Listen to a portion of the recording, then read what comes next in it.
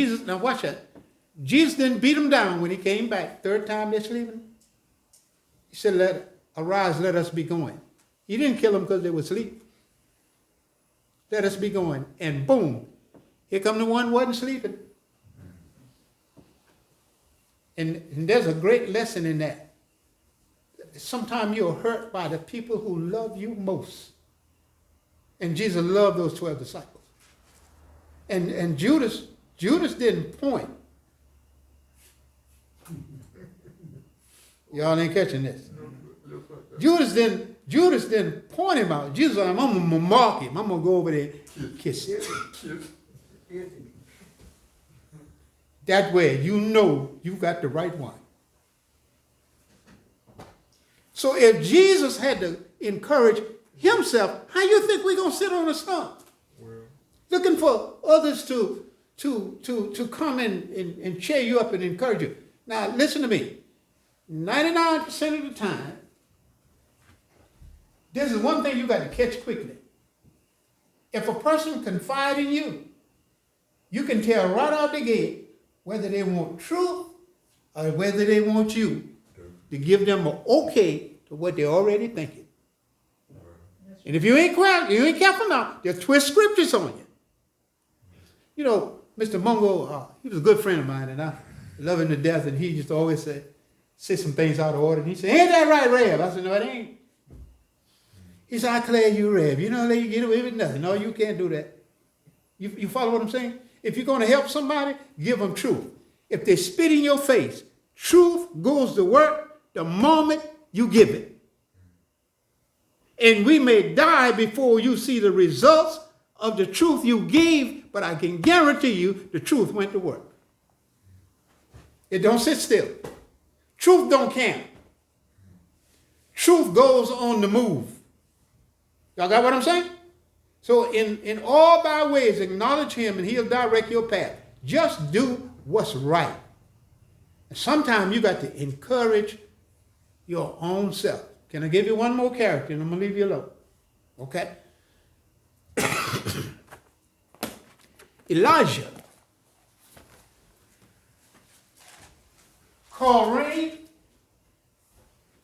called fire first from heaven, slew 850 false prophets,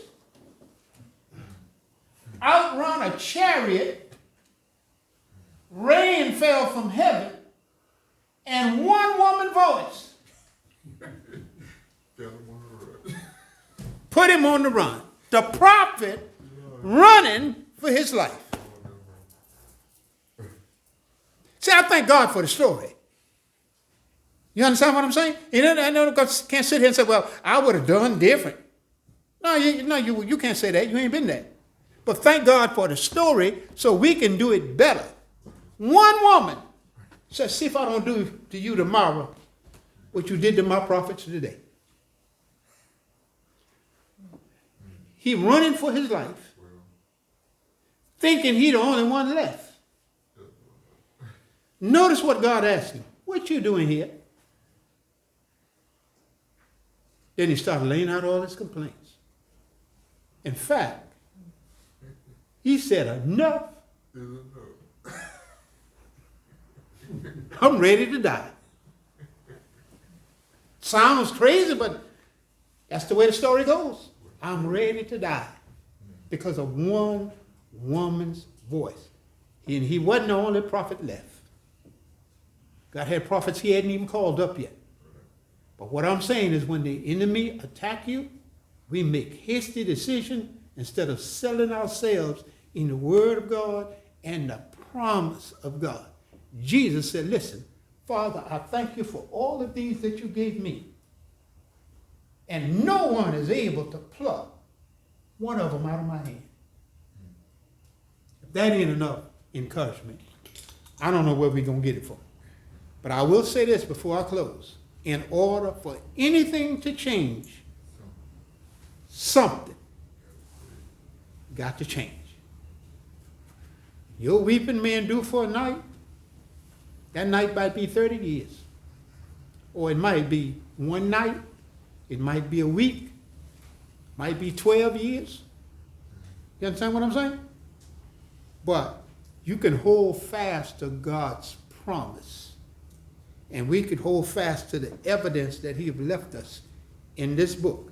And because we got the word, we're supposed to do it even better. So the woman with the issue of blood that reached out and touched his garment, because of that story, you don't have to wait 12 years. Look at what she did. And look at the answer that Jesus gave her in the end. Die what? Faith. Did what? Encourage yourself and keep moving. And I want to tell you something. If as long as God allow me, I'm going to be here till the ship go down.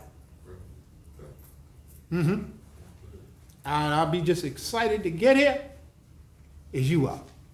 Okay. God bless y'all. That's all I got for you tonight.